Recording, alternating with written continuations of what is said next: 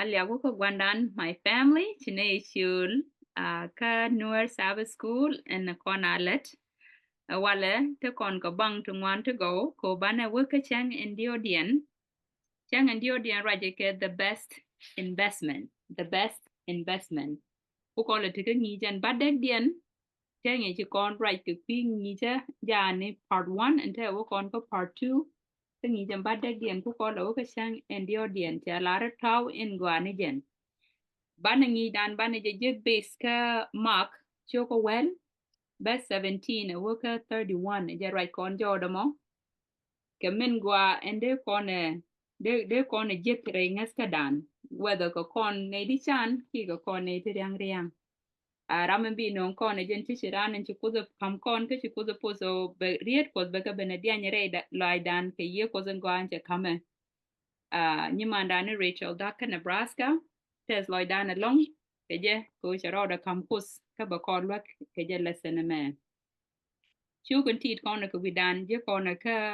jen mark chu ka well best 45 best jen one de diech ka tok ling ni baon ko queen and then baon ka tok nwere che lare for even the son of man did not come to be served but to serve and to give his life a ransom for many eno ka chang again garan kene ben ko baje ladeka ka o banas ladeka kene o betek de top la luel the queen any to one mark ko well 45 ken gwaze ben mar reyega be welcome ko be lesson be la rey dan sister Rachel the ayene ye pos thank you for your time. Amen. Gua lia ka to ko dan si loy dan chetes ko ngot kot ko mi jaga nyuran ka joj nyamde la re jene no bana jelat si lar kon de kon la de malat la ro ko de kon la jen milari nya tam be luanga kam kon o de kon ma gwe no lat nyam dan jaga ko loy ta loy ne dialen chinin nyam chicken ka record Gwandan got shoot brother David Gwaniliana brother what much ci lo da te me sister Rebecca boka Canada ne dial ran tam darin ko da la de melat loy ko ko ta loy ko kuidun sister nyawan boka na gwandare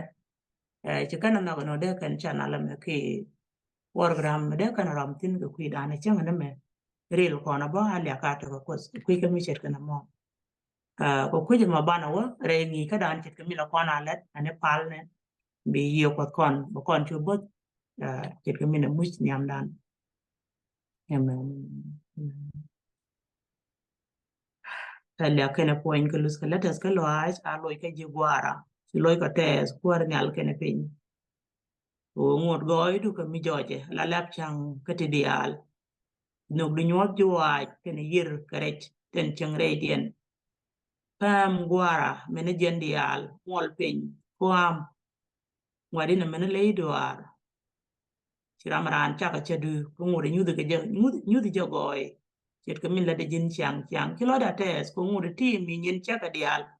niam du hen o go ken karal goy di rotet ko du ber ko kore sa ka me chaka jilim ko ber bosko e chiang ni je min ni ju ko je chu kon ni to e jin ni kana yo yesu kraso ko o ci ben wi mon ka ci belet ka ko en wo bru ay du la jin chunga niam nat an wala nyong ne ni rieten ci lat ko ke me kap ne ke nyal gwara elia ka te ke ji ya ka ji chol ken wo ko bos ke yedu min gwarel goydoro la de te den nyam du ko bi te de jin ke rie di al nde ne ka lat kala de nyimar ni nyon nyam du amene gwando are kala be dol ko ke liutet ke du ne ideal ten je ke video ni ti gwadin ka dil kan ko gwe ko kuirwai ne ku las ne retet ke du kon di al no yedu la ko abos ka ba ka jugor ko nyal kene pin ci lo da tes ko ta me ko sia kam ko ala mi dungwa ko tek ne reide cha ko ngwane de ala nyam ko ngaso go ko chodi jin pos cher gar mi la kanda amen amen amen go ahead ci lo dan che tes chết cái mình chỉ nhưng mà đàn cho con nhốt sai nghi ka mình nghi của con ăn qual nên trên đường nhằm trả cái nghe trả gan mà nó còn chết cái mình chơi chuột khiên màn trên bốc ăn qual nghe cho cái chiang endio điện jen nghe chứ thế nó mình luôn nó Tuesday cái juo chana ngi dan ling ki sa nyen cha sa nge je ka saba school o tawin go ane jen right kon ka chen mi ye chu kara so ki ngi mi ye chu kara so che ngi ke je ka bong mak to kon ka mak chit ke min ngai kon en o ko ro me ke lew ya gor bana bong mak bu kon ling ke je de ki bana je den reide ngot kon en ka mak chit ke tan chi ngi ko kon we an wala to kon ka mak shu ko wel jan cha ta na nge jo ke ni na nyam ko ngoda bo ba o chop ler bo ke ni na ngon nyam de no jan mak chu wel ko la le senen ba dek bien re saba school ka dan to de men mi ngi kon tin re saba school jen chu te ke riet mi cha sai ni chen dio den no tawin go ane jen kan ke riet me ka jen cha lat ka mak chu ko wel be den wel bara odien jiramin te bible ni am de bi bible chu kan ko don ci saba school me te ka du wana ka bible ko jen bible ba wara da ko ba writing mark sure well baden well bara odien bana ko na wana ka 31 jen gwa den cha kam kono o bana ma kwa lut ke tieje me ki riede men o tawin go an jen dara taw me bu ko na chu je men kan jen wajin ci yesu lat ka shet ki ke ried ra am reng ko kuje ma wana re kun ga dare bible ka che jala da go an o ne ramer yang riang jan sa yan cha sa nge je mak sure well bedin well bara odien a waka 31 cha wata ma min ta da pin we jale shu de ringa je ka shura kamwal nyamde chwe je tije ngi en goa angu be yik lato ko wo bateng mdorar je ka shu je jogi angu shole ya mo himu goa tala ram goa eno kuskara ngeji ngut kwal titi ishu dum shu rierlet shu kwel shu kailat shu na mach kalundu gur kana mor ka chweje jogi ngi chungu titi dial tit nu ngwada da ka shu je gwe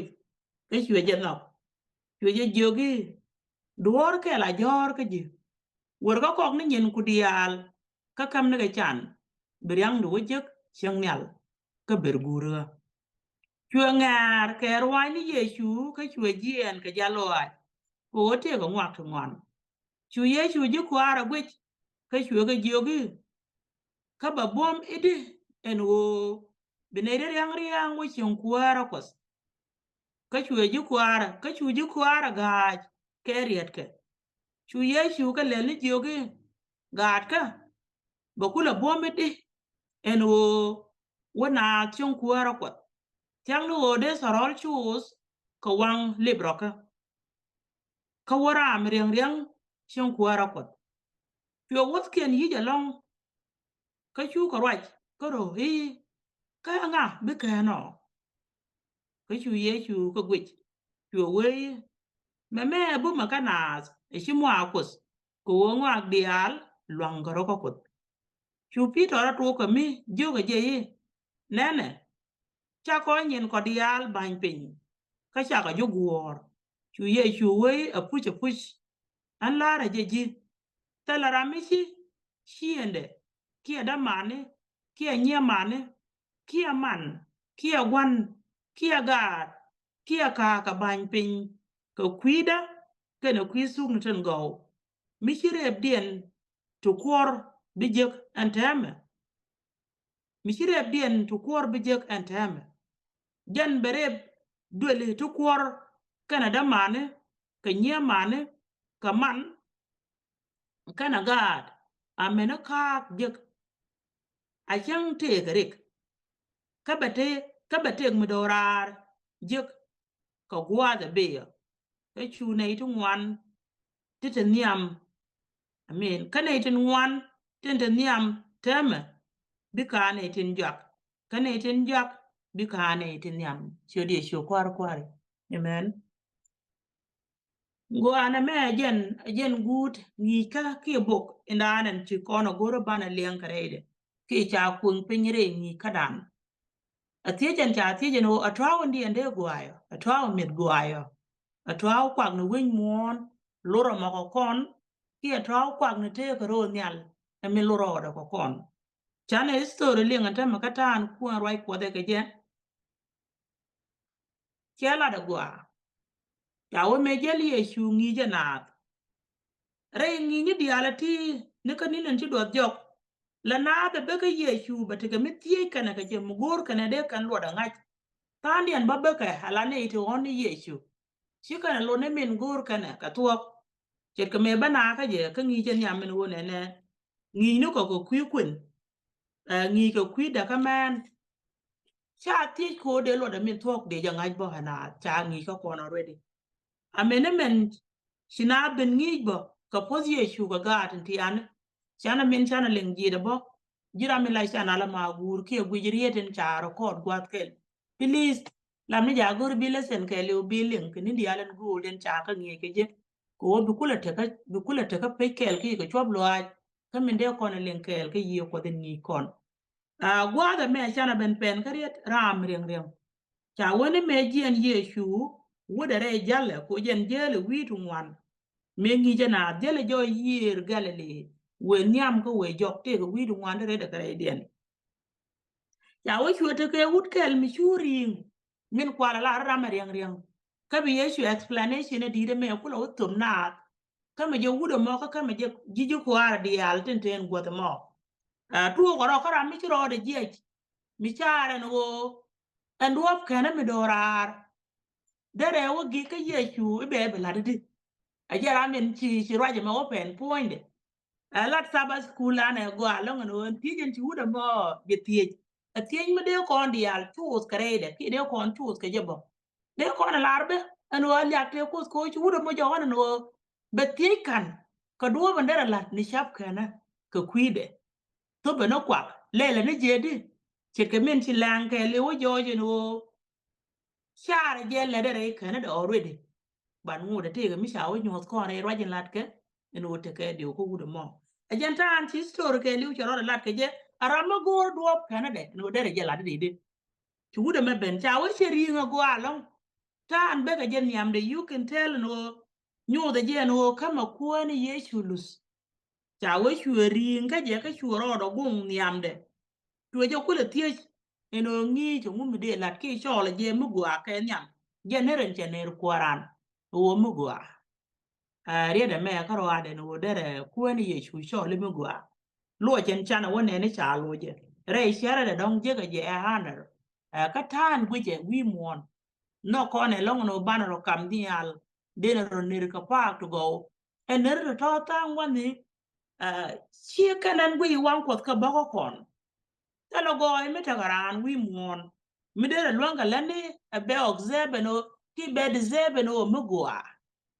tala je ko kon bat ka chiang te ka na be me gur kon chiang ti chit ke ri ti chit to mi chol rana mu gwa ram mo te ko duor mo gore e be ba approach kraida dan be kam ner to go ke nyam o be shu fiela la ram di ban nyam de chi jan wan ko den wi ke je ko kon goy dan ke liu gur gwana ne bana je nene no be ke je tala ran goy mi dir la de la jin ko ra wi mon chwe gore ba kwara nere mu gwa kenyam gore je dere nere mu gwa ah nguda ba ci ye chwe gwe no no ci jan title in gore no ba ji chole mu gwa ci rano puonga nga ci rano puonga ko no mu gwa dan kel akut ye chwe ke jen gwa ga right ke jemo roje ke human form ngai ko ne jen ko ngai ko ne gat ko de jen ko kan agwan akel ci ke min ci right ko de nyu ko ko de nyen wan baraje ka human form ko kon ken gwa da lo je wudo mo lo je ka chiang sharadan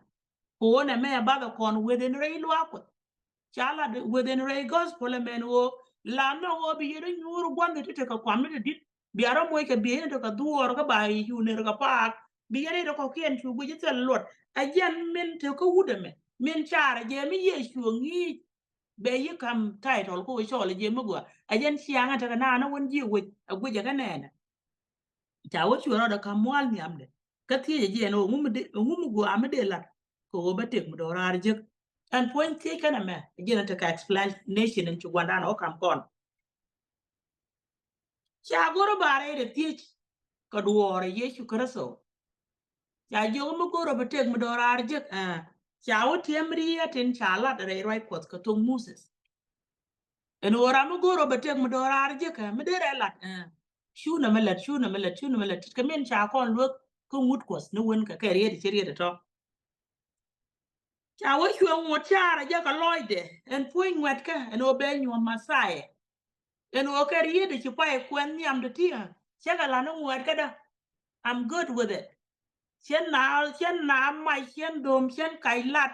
ala jen je ga je o te ka che bok les mi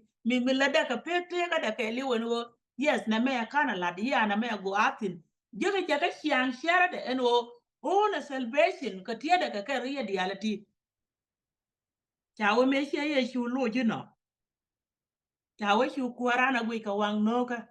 mo go along na me chu ye shu gwi je no ka je ka gospel le dang wan dial cha wo ri da me ka ro wa de en wo gwi je ka wang no ka shu gwi je ka chu je no ka ba mak ni al ka ra ken lu ka la de no ken ma ji yo la de no ken john nyo boy no but chi mak nyo de no ala wang ye shu e gwi je ni wut ilaro che te diala te la no won ka me an wat sa wo shwe je gwe ka wang no ka de ko ri de mo ko le tie je ka a to no gi shu no cha ka dan ki on no gi shu mo re wut ka mi rai wut let mi lat kan de en wo le de je ka ra man ma gwe ye shu mo ka wang no ka o cha ka lwan ka la ne no chi cha ka lwan ka la ne bat ku ni ye shu cha o te ko no ka ten che bat ko je la lot ben ka de mo ma ka na ko no ko den re bat ka dan mo ishede ben ping wude me ra ja la ram shi ba already chara ja kara o sha kanda lwan ki lwan kanda kalene ante mo ku e ben confirm kara men jel ni am de gat pot en hotel mi en go kanda lwan ja kalene ki te ga rep kada dien me de nyo kalene chara je chi wude ti che ko tu kalene wen wang na ko de ki no gat ko de wa ka je ki wang ko wo cha ka lwan kalene a chen ko bible ra po ni am da na no ne ne ishi ye shu go ka wang no ko chi o den cha man chi no lwan kalene ga dial je ne cha pa no o kuaran no ko kon weden rai bat kadan ngoda ka men no ko kon ya o me che cheru na ma gwe no liakaro ka nyo de je lwan kande yo tie de min te ni jok to mi yo no nyam de yo tie wut ka min te ni jok yo ku de no nyam wut ka mi char wut ka to ka no che ka lwan ka lane cha we wut me ala gwe nyam de rai jal kana pal ndara pal kut ameno guru daga kut char ro wo kande runga nyam de tala duor mo gwe jen wo te kere ka je ko gori ye chuno lwak nene ke twa charan te jode min bi kule ben nyode en wo kin kul chop kamin gorka ama goro ma ka chari bilat rada di na tin ku ilat ko kwidu chu yesu loy de min jak wono re jena kwala o ti ti mi ta no ya jena te la to kan di algo ka du no duor kel ka ja jor ka ji yo muti jor ya jo kan kwak ge ala ti kwak ku di ala te ke jito ku ka kwak be kam ne ka chan biryang du wajek chingro nyal amu mi non kwarare da man yam gut ka da maka je rede me che ke mi lar sa ba skule go ay long no shi wut tien mi de chuot ke ne dia tie de kon la ra le te ku kon te me lebe charu ka lebe chara tan cher ka ere jal kwar no kut jalen jel ka ere ngada jalen jel ka ere Canada de chara no luanga je ka lene ka goy da hora che ke men chu ngada me ro do kuntin chi ya chu jo no ko no kwa ku be ku shan dia lo luak ka ke jin biryang no je gro nyal cha we lu ai wut ka na me ka je ka ba den to an student cha we chu ngara lo ro yechu ro jen cha we le no ba kok gor kok no kwa ku ka bi ka we de ka ne din chu cha we chu du na ngara ka je lu ku ko na le char pa e la de me ko bom point de ke li wonu chete di ala ti la do wal ne me an wat ba liang de ka jen o dere riang de dere de ka ni de ko kien ki dere min chu ku de pos ka te de mitere lus ko pot ka to ka lo ten cha goro pos ka lene tijen cha tije en wa de no kwa ka chan chwe jo jen wo ngar wu de me ka je ka to dere nyot ko ten cha press re chianga de ti re chera lo ai den o le de ka nyu de ka to cha ka lat ka explanation me de ko na no wut ke ni ka gulat chit ko mo chen ga ba malado ka shi ga ba malad dira ma de bu kon ku lo le kara min news kon wo le de ka ko ne didi gwa de me cha we chwe ngar ka jena ka jas lo aj dio jen jas lo aj en te nyu nyam kwar kana attitude and right ke jena won shi ka te ka dak shi ka ro opposite shi ta lo aj de min le de let kot ke je ka chare je cha kana won ke je kana ngar lo aj ko de ro ngak tu che nyu den te men wo kan ne che ka goy po nya ko ti men cha la ka bo rom o chi yen di al pa ne che ka goy po nya ko chi wude ma pa ne che ka goy po nya ko chi bible chi sabas school nyot ko ne jen po de ra me nyu de jen wo ken lu ko ti che ka men cha lo de je ko wo che lu ke nyam po de pan che ye tol re chere men chu ngar ga je cha wo bi nok no ko no ko du ko loy du ke lew ci bible la da gwa wo bi am no ko dun ko loy dun ke lew atela duor me de yen la bodde but wude men te se joy reaction ka den wo riangde ajala priority ka jem riangde ajala men nyam ka jemo amiro aje nyam ye chuan pa ya kam lus ko ngoro nyam de a chola je ni mi gwa ye da wo gor no ma shi mi gwa la laramo ramen cha na ramu ji shodu mi gwa min cha wona de re de tia ko okay mi shi ko wona na en wo guru kusdan guru gwandan ka lenga jawde mu da matoro te ka di wo me di fulfill be ya we che lo ga mi am tole che lo ga mi am tol ka liang de ka je no dere kwa gul shier ka luek te ka ki luek en ti yesu ka ben kam kon ka bok jon che wo be ya kam rie dang ra ko ro ka luek te ba kam ye bu ko no ko duna ka loy du ke le we charo ke le bom point ke le kam na wan ti ka du chit ka min na ko ro du chana wuda menen ta che pan ka che pan ga dang ra che pan ka luek en ti do di en de no ko lo bi la nyam du a bi le kos du riang wut kana me ma ngar ga ja loy de mo a jan gwa na chara ke le tin wo ka ma ko da riang gule mis ma jela mo ka chara je che lu ko dial che ko tu ne lu ka dia na no ma gwan tie ka du chit ka min no ro gwan tie ka du bi je ra mi chan chi bu gwi ni chan bu gwi do mi du ka duor ka tele te duor bi a nyu a kel de ko la ra ken lu te rom ka na ko kut lu te rom ko kon ko ku de no chu do dien lam niam du beside me chu de ma pantin ka o tie de ro du wi mon be ko le nyot ko chi bok jona la ra bo ka jona ti ani no tala ramade ala ram na ko nyal ka lo gan man tie ken awa ka je na mare chana dan ta me je jo wude me se le kar ka nga ke cha jen ku le jat ka lo de mo de cha ra be kwa ka dial wo to pian chu lo de chu jat which is career dang ra ren cha mat nu mut ko dial ki lu ko dan wel en wo na ku nyal ka lo du ke lu ka na wan tie ka du chit ka min no ko career en ti ye chu ka ben yen mut ko dan wel career dang ra ti got ki dang ra mi char kon ko pin de ko ne no wude me penatin pena kam da kena kut ko worianga kam da kena kut pena kam da kena na ko chen chagul kar kai chan mate wi mon weden re rianga da mo ka je ne chen lu kut je ko tu ara je me ka le wonde wu nyu do kon wo te ka duor mu gul kon gor me de kandan in tie wude che tie ni jaro kora tie je me tie dan dia ka tie je me wo je shar nyu na dan te let kor ti no don gul kon ga dwanga lene ci kona nene no ci wut ci pantin amene jin kana gan new saba school me kona longa tan cha ried ma ka ti cha goro de kon ji den nyo lenga kan ko wa mo de ci roje ma roy wut kana ma ko roje no ko le wonyo nyo pe ni riene no me se ji en ka ngare ka jalo an mi dit ko jen te ka tu ngwan ti cha de le man ko ni ka ba ko wes wo kan ma ka chan cha de de ko wes ne ka gwa no de ka maintain na nyin ko kwi point de cha wo shu ya shu wile rian nga shu wile shu je rian je ko ara dialan ko kien ko ne diala ko kien de linkan men la dude ngai ye shu cher kien bani entin ci kamen bi ko roj ba ka cher loy ni kien ka bi ko roi ba ka jiyo ti char kana ya en ma ngie ka mo ka chom ka loy wut kana mo a kel me bu ma tet mi choro bu gulo ngale na ne to wan ta wo shu yeshu ju ko ara gwe ka shu ga je ga bu me yidi en wo bi ne ti riang wo re chen ku ara ko ri de me shu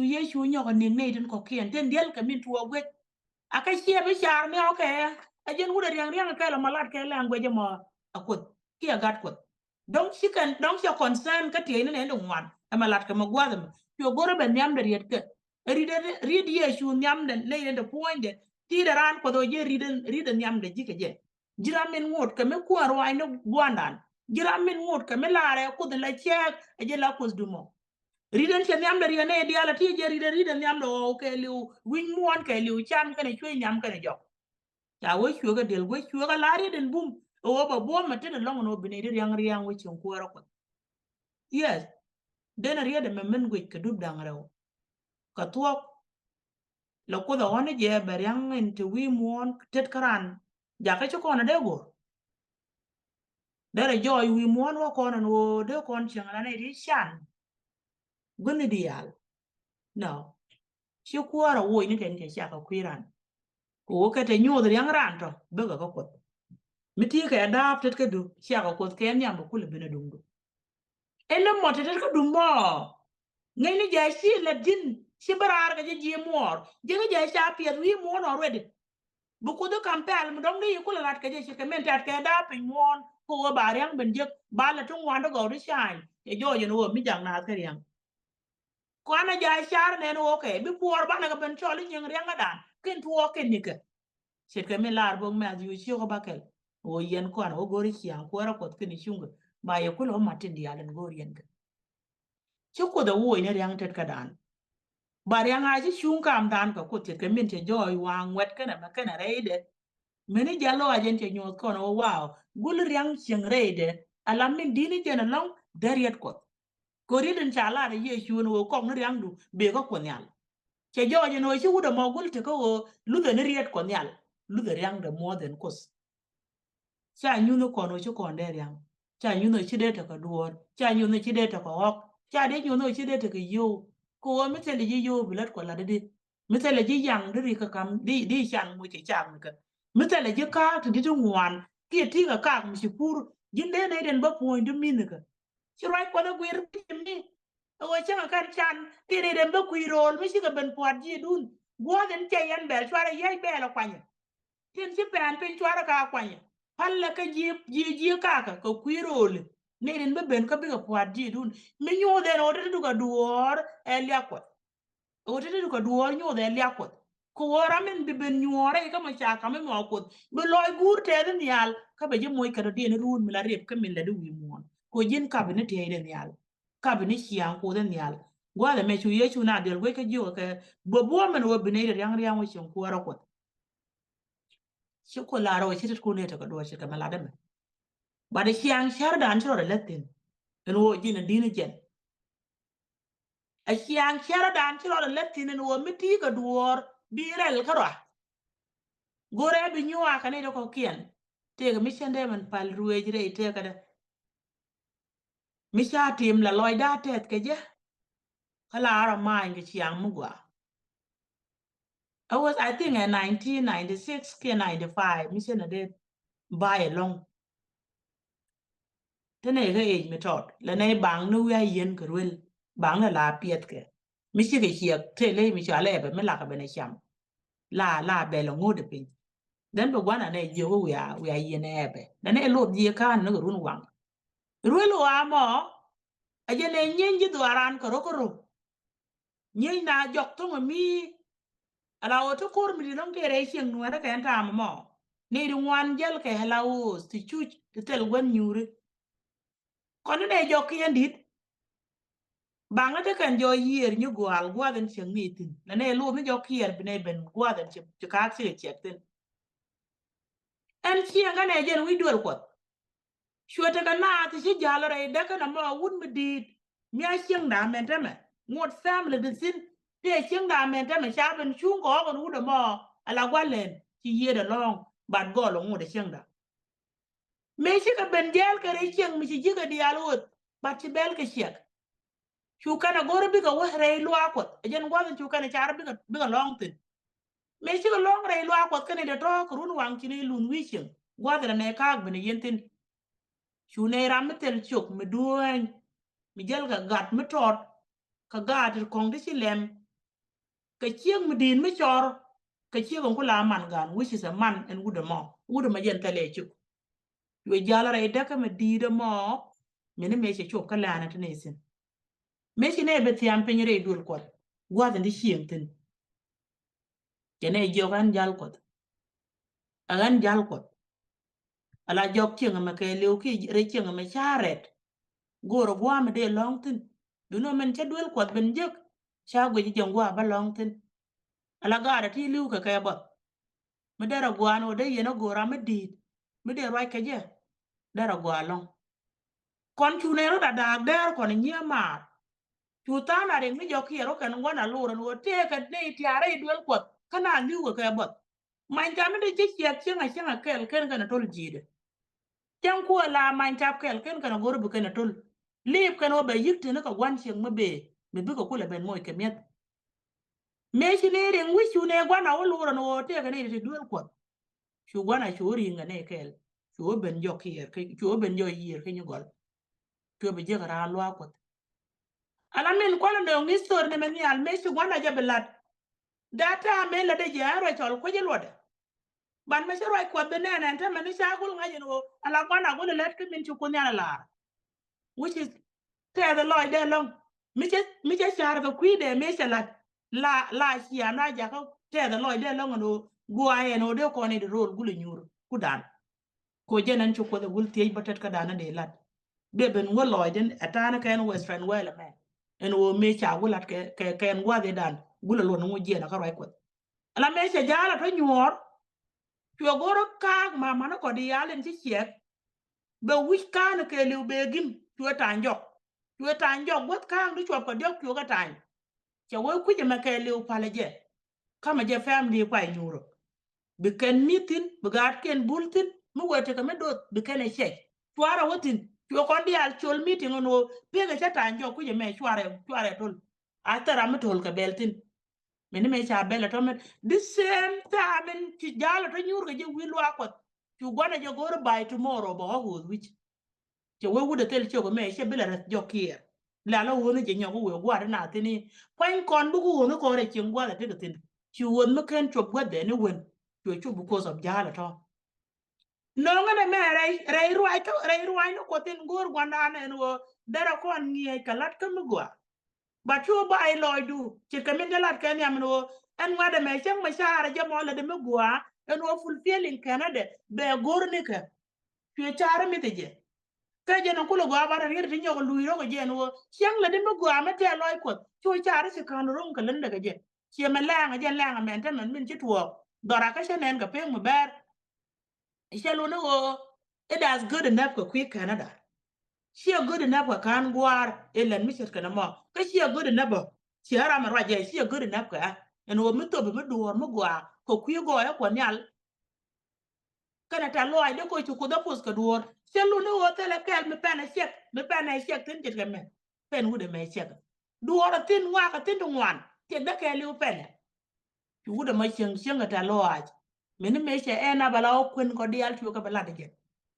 Ame chuango gwa len chang chi yana ro de bai wu de mo mene mata rai to dana kara ka chang mentem angu mitale chiang mo gwa mi tie ko loy ko nyal en ko le wu min ko le jaje re dul ko mi se ben get chang dia ja dara pe ni chang ne me che chu ji wi dul wi chen dara pe batu ko ku je mo luin ko ngar wai ne ko min ko le do ra je me o chu cha ro mi ti ko duor elo ko de ko skonde am no yang dan mala rai mi shekana me eno bu me te de bele de yang riang wi chen ko ko che ko skonde am no yang kam generan wi mo cha je ko ka yang ko nyal o me riang e bai ko de cha ko ka je ko ka ji ke we en briang du kulo consider ka je mi je ga bom pointu chira me la re te ku long ko si yer ko di alpe ga bel chwa jogo ra me do arba te kana wer bu kulo te gede bu kwaten ci to lu ne bu ko kula nyen nga che jo ran che pur bat ku je ramin pur re longa de re te ka de je ni okus shwa je kwet ka kwit ka me chik na ma ko chwa te de na for good chi bel do la nyen nga gwa de me che gwa nan kwet ne ya kwet kus ni chiang share dan ende kon goy kon je ka ka de kon ka acknowledge mi ti ko duor nywa ka karama de dien no ngi ye story na mo chi chira na press ni ta te ka de ki ta te ka dien but o ka ken learning ni te la kono gure share dan chi na me tiem je ko la ta lo an mu gwa ja ka be ka re de wen ti right ko the gul kun pin ga je me le ra me di de la de je like that ne ne je la de je daji nyodo goy ko na ja lat ka like this je reason no nga je nyam dun ga je amod be kon ga be pin chawo mene yan ko rawani te shi yeshi wo goro no nyele ne den ko na ji ko ara dial bisa e ngwade me chawo shu ka ga je long te riede lat ye shu ka ala ke na shu ka o roi de kam na ke na ka ba je lat ka mo en wo bu me long bi ramere ngre wo shin ko ara ko atyang ni chot torol ka wang libro ka impossible shu ka na ngai chen dialo ke chet tuok da set te la rambe ken te la rambe be ken ko wo me cha lat nyam dan tarambi luanga leno ko kon jen gwa den ko kon lo pen ka luoj kristo wa ka bas 27 me je chiang cherna gwe la mi ngoro ka chi ko chutal menen kana nyam den okay kan gul karama do den gorjide mashar kan ta ante ka man wo ba kon tom ni di ala binat ko wo bena la ji ko ar yesu chu kana chare so pel si kan di al pel jen gwa den ko kuarana la goro ke mis yen point kanadun mit yen point kanadun your best to na ben kulo wala ngi al re ngi kana men wo chu ya chu ka gwe ka chu we me bu ma kana duno we che bum ka kut ngwana di al chi ka lon kana duno lon ka ka kut ngu mu gor kwara na beri de no ngi al ka det kana niam na re chere dien o mi char kane dong de na ken kalat ka to go ka mo chani kana wo ka le bi chu pe le chi blat ka ladam chi ka me chi ngwat chu rana we tet ka ne na dialo ken le ro pe ni jen ramen be ko ba ko de tieje nyuni ado ba ba kan ga je lare ma mi da more te ka da asuna che chi angwe mo na to ka len chi rana we ken le ro pen reide pe yu go ro ba ngoy ni je chi ye chu ko kamriet kana rede me chalar ka bes 27 ko del gwe jira me da bible nyam ngular gat ko rede ma ka je en wo me shar yana ma ko cherkun en wo chera belwang ye chera lwanga ye kora le lwanga ra ko de ka shap kana jen kula jal ke yesu jen kula lo le yesu wi mono jen kula bende penyen wo betolan ke lew en wo ko kon ga kut ko ran ke tol ko duoben wege je ka kut but ken kut no de stop ko kon ngot kut ka min na ko kon yo gara min kel wara moy kon ko bo kon kula benang ko go en le de ka gwan alata lo ay ko nyal je ka yesu che je ko kon ta lo ay ko nyal rung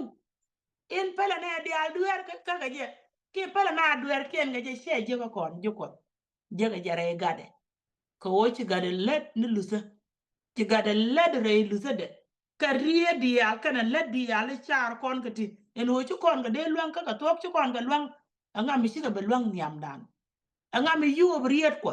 anga mi yu lu ko dan wen anga ci ga yu kon ga di al atala kel mi ci yare dien anga ci ko kon tel ram kel mi de kon nem ga ji wen mon mi de kon la re yet nga kre bible ka ci roi ko de record ci kan di al fulfill no ashenga jen musa zen ci bible la a jongo ko ni jere go ni dial wi mon ke do jo we kana chop ka kaina reason en ci chup ka je ka kaina e wang lo aje yo de pem ka war dial do ka cha ka gre dun wang lo aje yo de pem nyam gan sirwel to bay le ne pekin cha command ka je ko de wo yo pem second time le ni right be piu barare de cha wo chu pem yo kreo wo to loy de ke chi man pressure en je ka ka ne de la Israel to ku yo cha pem yo kreo ka pem de yo ba ken cha mu de jo go be do chi pi chop mun kena enanga ne ka tin ku mu ze le chop ro nya le de che ke me cha be chi ko ne last week o chu lo be ne jen ke ne Elijah bu ma ko ni Yesu kumu se le chobro ni ale de kajen che tole che chob e che do de wech mi nyu den fulfilling kanadan sete te dan te te ko nyal chol ka de bi de me loy ko re roi no ko Bible de bi de jen me loy Bible de bi a jen me loy ko nyal en che jik re ne dial mi ko no kwen kon duwe de bi ten che latin che to lumut ko pel ko no katin ba da ngu gwa min jang ne ko ka gwa ja wo de bi la nga je che duer che nge cha mu de jo ko shi bi cho mun kaina kana ko bel kana te ka tiel kana ro da lat o ne te no ngara ra che ja ka cho bi ngwa me bi ben to lo cho bi kala duor mi shi mu de la yo gu da gol pin kan lus ka cho nok ne me lat ko alla ko loy ko nyam de ka tiem dan ko lude mi chan lude tim chan gu dan wa pin ka chan dwaran nga la ko da goro dere ji yok ti ke mi la nga ka gat mi nok loy du je jen ta la le da kon tin tie de je ne ko wude lor ga da mi tot wa chwe jien chen chwe de dia lo ngar bari jing de chen ta e nyu wang wane jen ta la wang ko da nyu tet ka dan gwa da ngai ko na dwaran ka be kon ko la kut ko na boom chene ka min ka ba gat me faida gwa da ti da tina se chek dong mi di ta lo ai mi di ko kuje me chi roi ko da ben nyot ko na gwa en wo ma chira ba luang ka yemo luang ra ko ne ci jak dial ga ci jingas ka dial ngar ci ka ngar ke language lat ke ko was news en cha kam ke example en ci yesu use ka tarol ka libe ci de tuo me ni mi de mu de wi mon ci de tuo ko tarol me pal a changa ni en point de be me point de o de jog la ni wang libe ka me la ko na ko ni bi ni ci de lat ko ci ka major kel ci major en ci wo kel ko tarol imagine minyu de no che pele no de control ni al che pele to the maximum tele gwam de ko na jeksen ngu mi sha ko le nyo ajen ku ye shuriye de mela goro be kan nen ko kuje mo achana min kwen kan jen bo roi no ko wana ka bo girom chio ka bakel girom chio ka bakel baskel o ke 11 mana chiang kana min cha tum no kon tu wole ngarede rede lar ko rana me wo me chiro be longa yem jen cha je longa ko ka lene ci bo girom bo goro de nyos kon ngu cha lada ngu cha na jego me ci tol ko kona cha fulfill gwa da mit jen minan kon ko bo girom me bo kona kwen cha na kwen ka bas wan bana pel ka 11 cha we te kon ke madan ke yesu te kon ka madan ke yesu jen tan cha bo ko masan ke je girom shio ko bakel betkel o ka 11 cha wo bana ngukula lar bana la ngot ka wonyam re dura ko wo cha pot bang pot bana la ngot ka wonyam re dura ko wo bu pot bang pot re ci fu la lo je che dia jen ci chiang dura dan e waliu ngu bana la ngot ka chiang re dura mo ka ci yana ngaje no wo ko ne dial tin cha lak ke madan ke kristo yesu cha kon lak ke madan re lede ko kuje mo cha kon kun ka jakel ka lak dan lis ko wo chet ka me cha kristo je lis abuam gwan ameno kon bo dene chingre teka mo pai tuo ameno kon bo dene chingre teka min pai tuo ko wo mi cha kon mat ka jakel re lede mi chet re led mi chet ka liade ba kon dial mat ka jakel re jeje lis mi chet ka jede ngai kon en wo cha point dan e wal kwa Georgia rio ka jakel ko wo ba point mi chet yang ka dwer dak ka chana bila ngot ala ku andura ko rami chiliu chalo ara ka dwer kami chana liu ka kristo kel bana ngat en wo bana te ka jakel bo ko wo ngai kone iya ngai kone mi cha kristo jelis chera bila nyoka lia ka chi lia bila te ka lwang ka je lia ye wal ka je chi dwer ci dwari sa long ka je ka ajen lia akelo ka tek en tek ka je tek ko kut ka men yen bo charoi si chiang dure dun e waliu ka tek yen ke Yesu Kristo ala roje me si pola bogoro dere nyoka le na la de jere chaba kana min ku ngade lo gur re roi de ke liu dong dere be luon ka kane ko wo chala re Kristo wo wala ne me bu kulo kan ajenta an ci pola ben gur ne ala ta la da kandan men ma de duer kon pela dueren bayren ke ngwadra ke yu lo be chandi al moj e giena la gwandure kelo ngure la ramo goan chare che goan ngure de ci puolo je me kula la de longon o ala shap kana dan den che bakalet kon shap kana dan ci kon de ti kudronial o lero ko min ba la de o ba kula ka no de kon ko ti je no news no ko min ba la ko kwigo e ka min ci lat ala hana rare le no kon tet kon dial ko kono hana ne min ci ko de lat o muji ka min chala da kot o ti ka tek je ka ko nyal o bu kan ma do rar je bo ti lo ko nyal chet ka rien me cha banjong mi ci pi do la ti me nan o ko ko ne de ci ben pi ko ne de ci ben ni amdu te rien mi ci pi do la re rien di ala lat ke masai en wo ba o mu je ko ne de ci ben ti ka ci nyen ti en di al ban pin te rien mi cha la ya jo biare ko ko je kati di alen si aluzu atema ko gurdun ka kana su ko to go biare ko ko je ka kandial ni antama amenu gwa da be amene te ga be yo kan gwa dangra woti mu kam ko konon wo je ko re bien chiang la pal ko no ko ti lo da tes ko chi ko kam chiang wala ga te gwen mo na lon te kon ko kus right now te kon ko kus ti kon te ka pain kon malat ku den tama ajena la da bo meno gwa den beben gwa kon today ka bana gwa irun je kon kana do kon wi mo ne o ba lon wi kol la do ko de ji chwa peter nyodo alama tieji mo si ban pe nyorede te dialogo ji to si a lose mi gino wi ga par ga min cha ka mi telegro apod ba ko de min te ji mo ku no kon ba ne je penyo be ko pos ba ko mo ku ke le mo ye dundu be ka min cha ka mi already tele ne ko ro me de ka par ga je jin peter mi nyode no re te ka dan ke le gur ko de ne chen re nga je de kon chen ko kon en na le je no ba kon ga je tiang kon ga je a chen a second aroi ko de chen a second ti yen berte ga du rem ga je meti go gol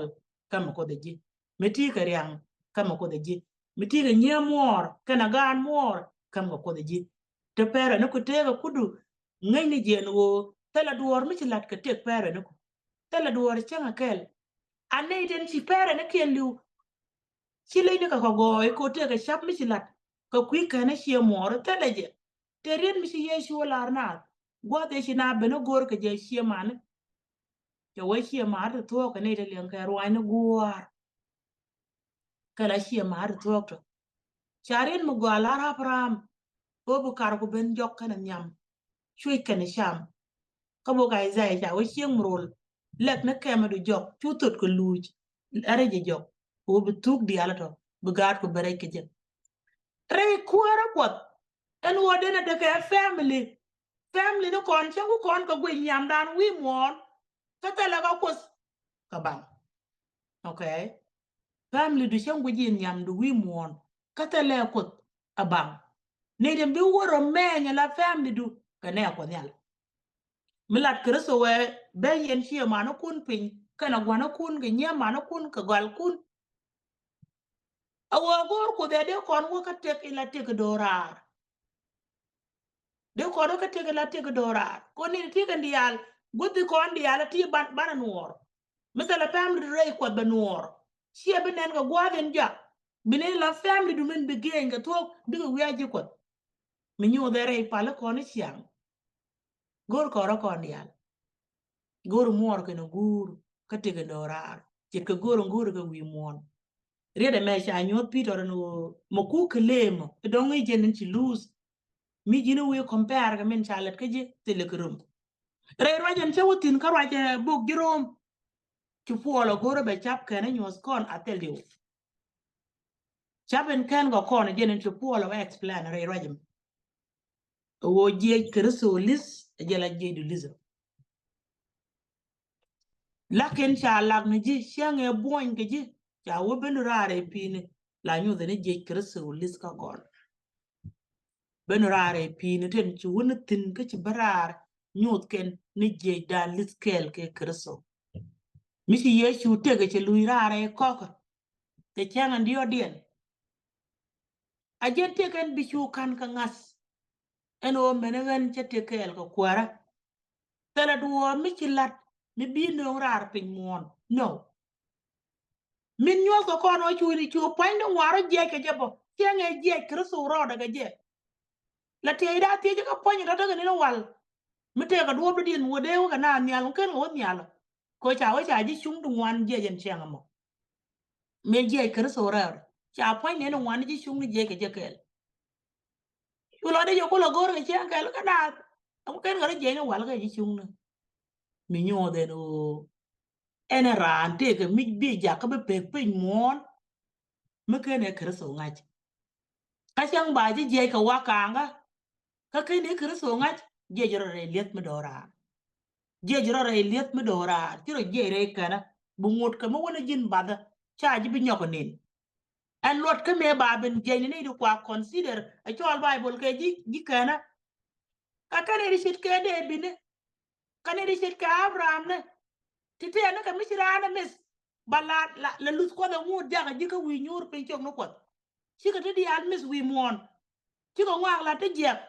ci ka de lat ko ngati tam ba tiam dien ka ngabien ko ko de no bi ka pel do ri jek to ko e je lo de ko ala bi je na misala yesu no tol ko ga nyam ka je na lit tela ram de barar pin ko ko gwa de me ci pu ala lat kon ko do mu gwan wo jin nga ni jen wo lo den bi ju de no jiran kana mi ci ka men gor ngade ilis kana je ka pot bang ko kana je ka pot bang ko ya kon ko le ti no chana pot bang ko je no de je de ko no nyam ka la dere lo je no che da jen ko do alu ka mi je ga shi la pele shi bi la de ko bi kan ka je no me do ala ka dwer ko dwer bara shara ide ni shiam tele shiang mu de ko ni kin dwer shara ka widu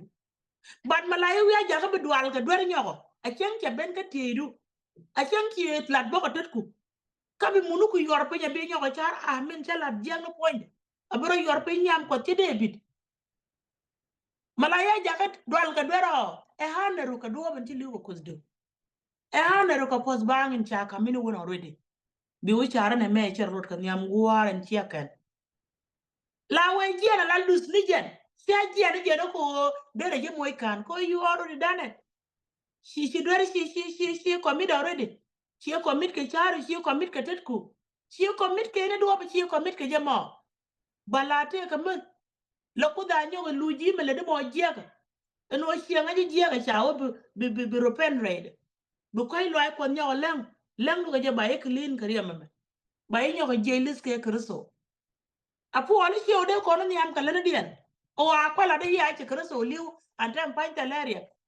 ne du wan ke mi cha ko le nge wuduara choj mu ngaje mi cha kon wi ki cha kon pal rede te confession mi la tu ke every sunday mi na hore tin mi cha ka taxes long time ago then it to wan ngai gwa me wo jong wa shi nga de me nyam choje mo ala kan chi ro mo ke system go ne ne bi dwar walat rini nang bakel iyo bu ko le ben confess mi si luin pala abi bla de cha bang ro e bi ko le ben tobre pu da bang ko bi tobre rem ko nina tikan di yal bu let chit ka men go loy du je ko tire pu za bang ko bi dwar walat du do yo bi lu njok bi ben we e ta da ka ba ni al ni am dun ana cha na ma walat kana mo cha ga ka nyam ko ba ye ko le be clean every day krem ka so what if you dies during the week what about me live during the week akenu confession ne ben men nyam ko ala ne rieden cha ti ko no wo mi cha na pot bang ko ku je ko lo no de ko no nyam ka le duere ci bible agak bu dwal ko dir duer lat ci dwal ke je ko bi ji moy ka kan dwal ke je ko ku haner na kan ko en ci let ke ji already ti ti ka kelen ci saba school ka lat kon ka lin kon ka re bong mak ka kwi ta o te ka men do rar ti ka kon o wore te ka men tes ka loy dan ka ten chukos ka le ko kon men do ko ro wi muon chao kan kwai to ajen ten ba tek ajen ten ba to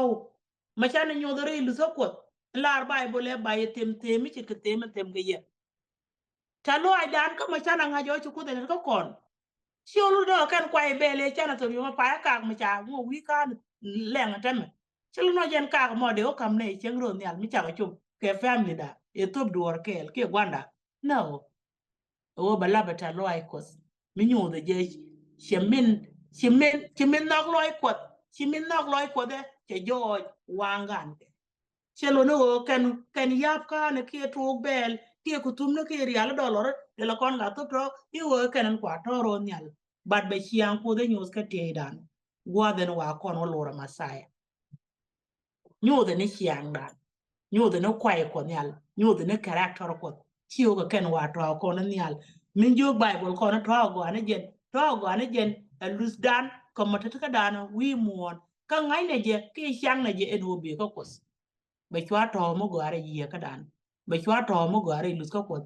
ba di wen mon ka ko nan wale no kon kwa wen mon kan kwa wen mon ka dan ka che ka me cha example ma kam kon ke wude me bana chet karame jo ke ngune teide bas tela dien mu gura ngune teide ringa chi lade ka mo beta da ko lo del gwe mi bo ngot ko breeze ke che bil breeze chu ring chu do la mitel yi mi de sin right ko de me kama no kon ngu kama no kon lana let go ko kilu zakwa ko kwino ko chana ko dan kam ta lo ai ko tob dan ka tet kon chứ còn có tôi có chana ka pur ka lang dan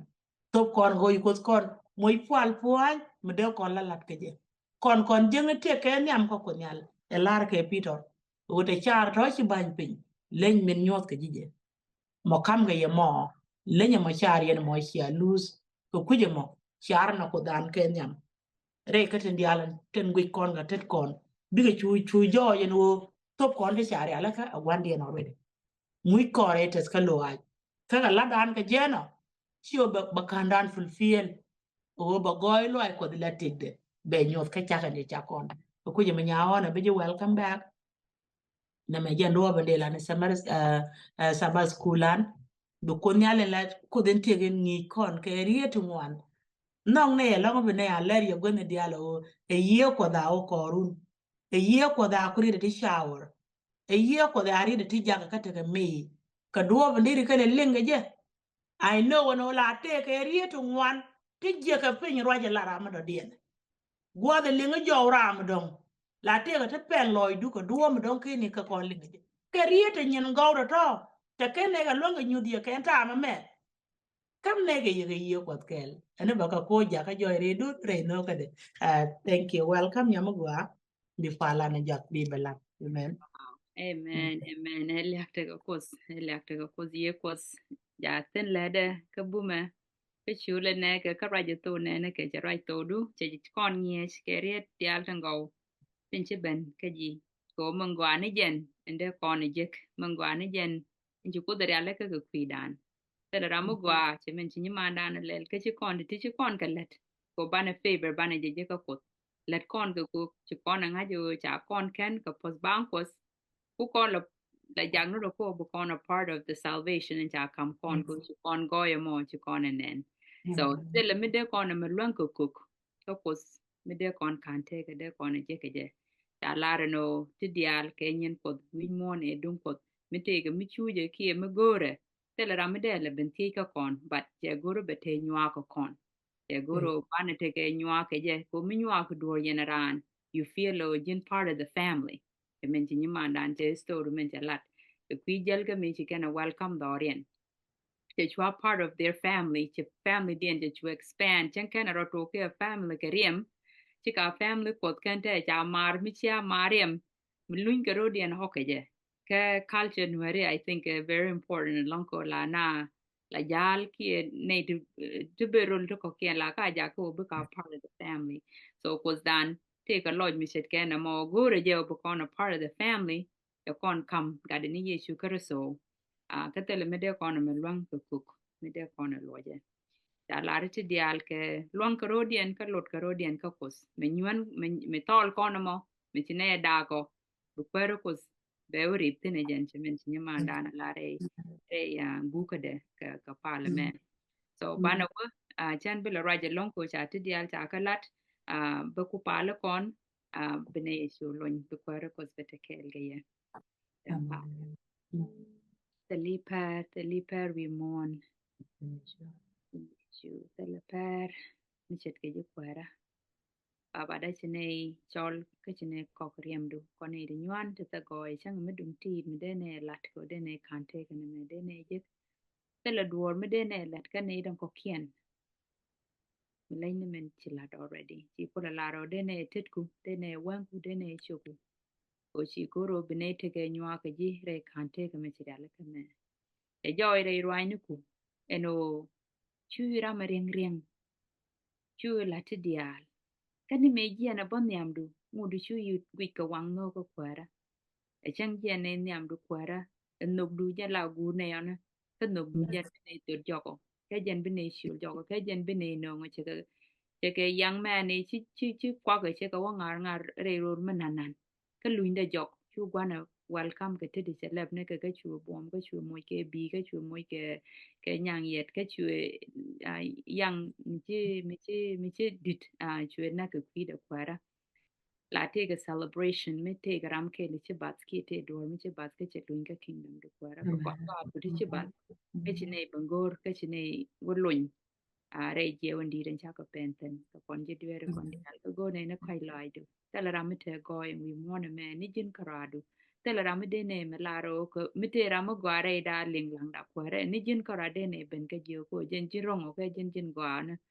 so bene ke jen chod Yesu Kristo en le chod dial wi mon men bi chod men bene diaro dien gonga je wi mon men bi mal diaro dien gonga je wi mon ka jen bet ne ke jamana o bene kai lai du bene ben te ka bene kante ka bene ben je ke ji tiap ne dial den te ka jwas tiap ne dial den te dwel wal tiap ne dial den jes lo kien tiap ne dial den dak ngane ka kwara riang da ma tore cha kam ne te da chi bum ke je ko wa ma lor te da mui nei ngudu me chi je no bi nyok ni loi ten kwara ka chi nei bi mo ju ko te ka ma ku ne expect bi lu njok jen nywa kan chi lar kwara ko mi nyu nyu ne ke jin cha wa jin kwara ngude kula da ka ne ngude kula da ka ne ka wa diere ke kwi da ne siang diere ke kwi da ke ne ni ti chi lare te diale te nga je gor ke jur ka nga je gor ya to kwar chi ka ya ka already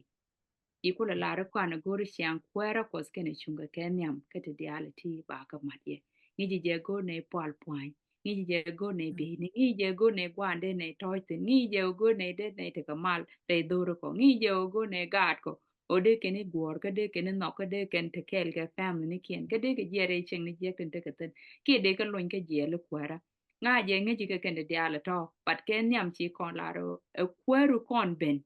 your kingdom come and your will be done on earth as it is in heaven. Oh, ba goy du na mo ba kon la ne je kwara. Bi chiang kwara du bu kon benejen te diality bi ka mane. So ke chubre loy no ko ne loy du bide ko benete ka mar ke ji. To meti ka mar yen ran. La men chuje la jange je kini ni tiech. Ta nga je nge je ke gende diala. To cha we bare long bà tên nó loại đều giang nó nêu post bang đuôi trên này giờ cái này tôi bên này lọt này tôi bên cái thật loại này tôi bên em nó qua rồi trên này giờ cái gì mà nó rồi